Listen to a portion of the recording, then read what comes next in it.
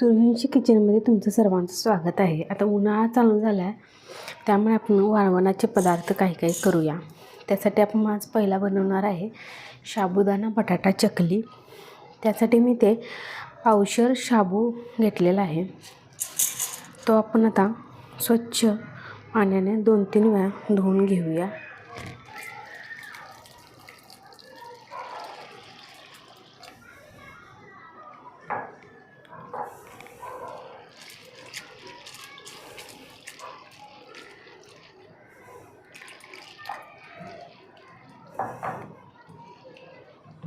साबुदाणा धुवून घेतला की म्हणजे त्यातली जर काही घाण वगैरे असेल ते असे निघून जाते. आता हा साबुदाणा मी 2-3 वेळा धुवून घेतलेला आहे. हा साबुदाणा पावशेर म्हणजे या टोपाने मोजलं तर अर्धा टोप एवढं साबुदाणा आहे.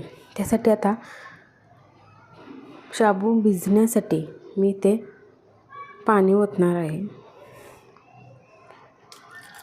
हे पाणी साबुदाण्याच्या वरती अर्धा इंच होईल एवढंच पाणी ओतून घ्यायचं. थोडंसं साबुदाणा आपला पूर्ण असं पाण्यामध्ये बुडायला पाहिजे आणि थोडंसं अर्धा इंच पाणी वर ठेवायचं. आणि आता हा साबुदाणा मी 5 ते 6 तास भिजत ठेवणार आहे. आता 6 तास शाबू आपला छान भिजलेला आहे, एकदम मऊ झालेला आहे. आता काय करायचं, हा आता शाबू माझा अर्धा पातेला होता, तर शाबूला 1 पातेलं पाणी गरम करत ठेवायचं. जर तुमचा 1 पूर्ण पातेलं भरून शाबू असेल तर त्याच्या दुप्पट पाणी गरम करायला ठेवायचं. तर आता मी 1 पातेलं पाणी गरम करून घेते.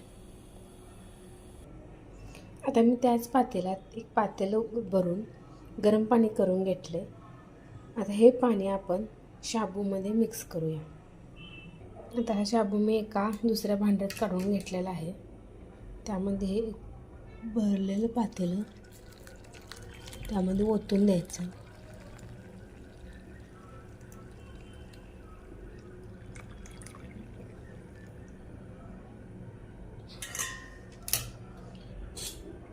थोडंसं याला हलवून घ्यायचं.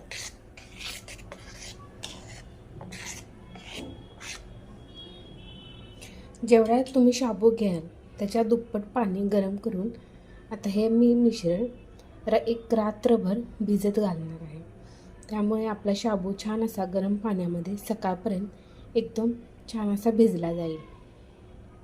आता हे मिश्रण आपण रात्रभर भिजत ठेवूया.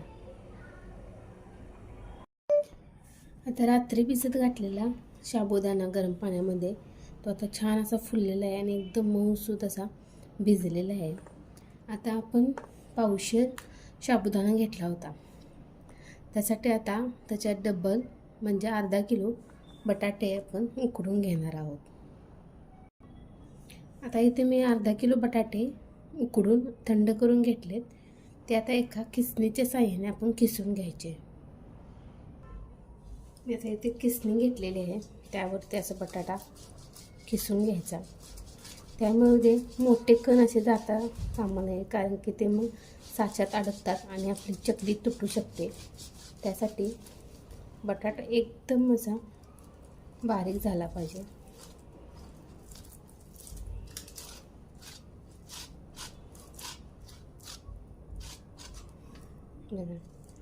पूर्ण असं बारीक बटाटा झाला पाहिजे. आता आपण उरलेले सगळे बटाटे अर्धा किलो बटाटे किसून घेऊयात. आता इथे मी अर्धा किलो बटाटा बारीक करून घेतलेला आहे किसणीच्या साहाय्याने. आता जो आपला साबुदाणा आहे तो यामध्ये टाकून घ्यायचा.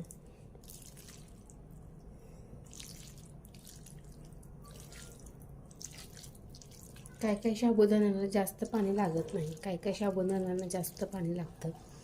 त्यानुसार तुम्ही पाणी कमी जास्त करू शकता.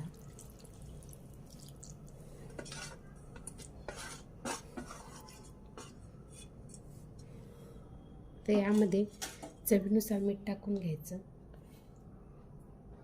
मी 1 चमचाभर मीठ टाकत आहे.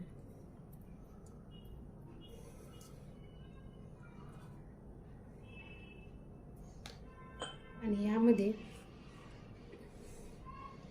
तुम्ही लाल तिखट टाकू शकता किंवा मी इथे एक 7-8 हिरव्या मिरच्या बारीक करून घेतले ते टाकत आहे.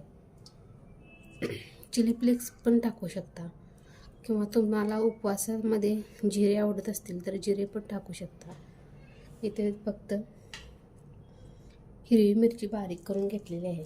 आता हे सगळं मिश्रण आपण एकत्र करून घ्यायचं.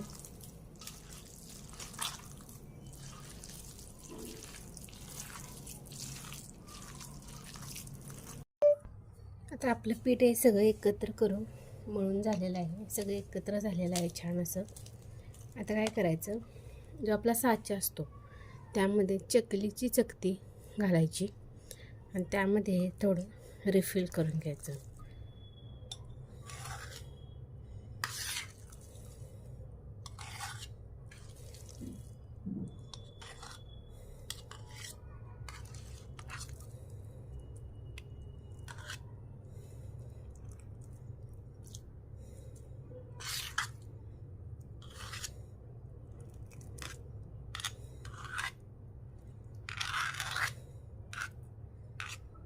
असं भरून घ्यायचं. त्याचं वरचं झाकण लावून घ्यायचं.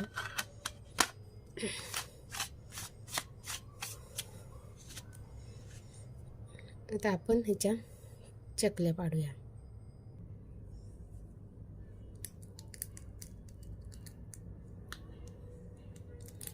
आता मी ते पेपर घेतलेला आहे प्लास्टिकचा, त्यावरती मी ह्याच्या तुम्हाला हवा तसा आकार तुम्ही करू शकता.